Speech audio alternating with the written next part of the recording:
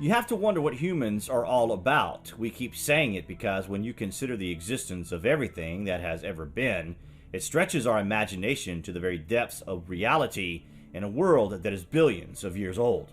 You would have to consider that at some point in the past 5 billion or so years that some sort of activity would have been taking place here on Earth by a civilization that were advanced, yet we are told that no such activity occurred.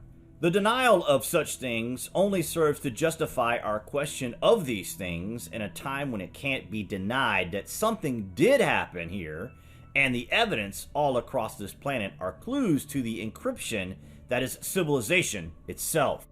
We are finding things all the time that are classed as ancient. This very word means that something is belonging to the distant past and no longer in existence. We use this word to describe the things we find that supposedly we had forgotten about. One such finding just recently comes from a dried out reservoir in Iraq.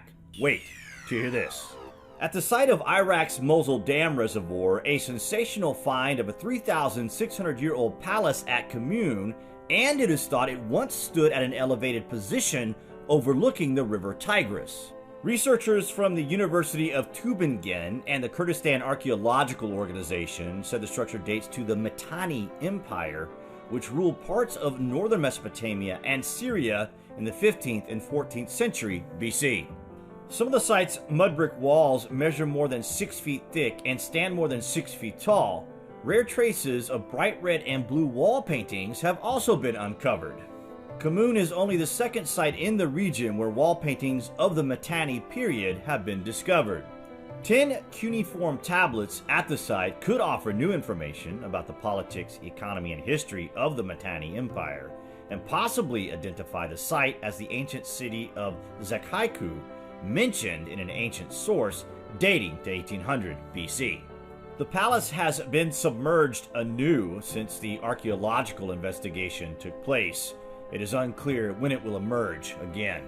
The emergence of understanding in this region is what we conclude today when we consider the cradle of civilization. Is it here that most things emerged, including the concept of a city with roads and buildings, to the first written communication?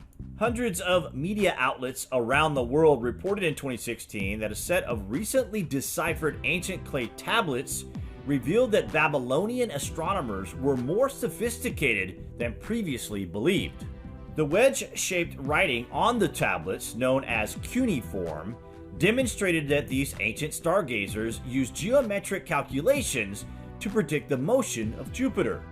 Scholars had assumed it wasn't until almost AD 1400 that these techniques were first employed by English and French mathematicians, but here was proof that nearly 2,000 years earlier, ancient people were every bit as advanced as Renaissance-era scholars.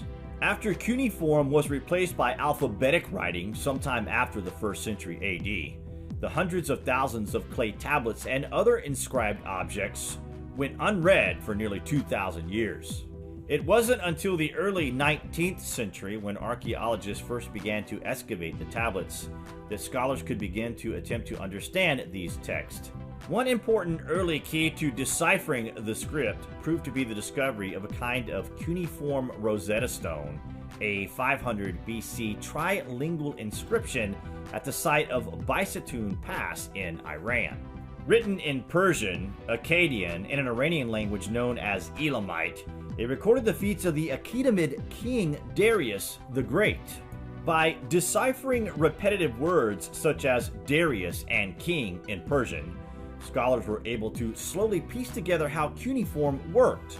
Called Assyriologists, these specialists were eventually able to translate different languages written in cuneiform across many eras, though some early versions of the script remain undeciphered.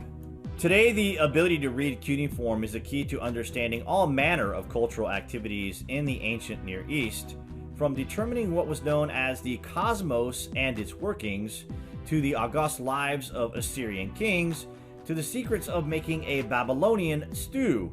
Of the estimated 500,000 cuneiform objects that have been excavated, many have yet to be cataloged and translated. Many scholars have translated the word abyss to mean a deep body of water. Likewise, Assyriologists assume the Sumerian Abzu is the mythological deep body of fresh water, an underground water source. However, considering the ways in which both the abyss and Abzu are described in ancient texts and depicted on cylinder seals, it's highly unlikely that any such translation is completely revealing or entirely accurate. According to biblical texts, there's a hidden door to the abyss and a bottomless pit in the vicinity of the Euphrates River, a stargate of sorts. It's been there buried under the ruins of the ancient Mesopotamian city of Eridu for thousands of years. This abyss mentioned in the Bible is also referred to in Sumerian text as the Abzu and is associated with a Sumerian god known as Enki. This relief in the British Museum shows the Anunnaki king Ninurta in a gateway. He is very clearly using a finger to push something on the wall of the gate. Question is, what? Is he activating the portal?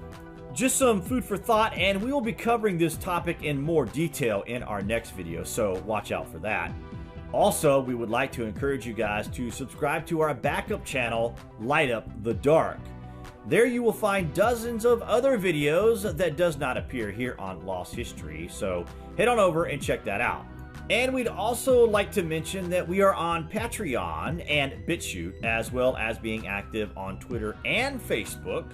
We will provide those additional links below. Your support is greatly appreciated. Comments below, guys, and as always, thank you for watching.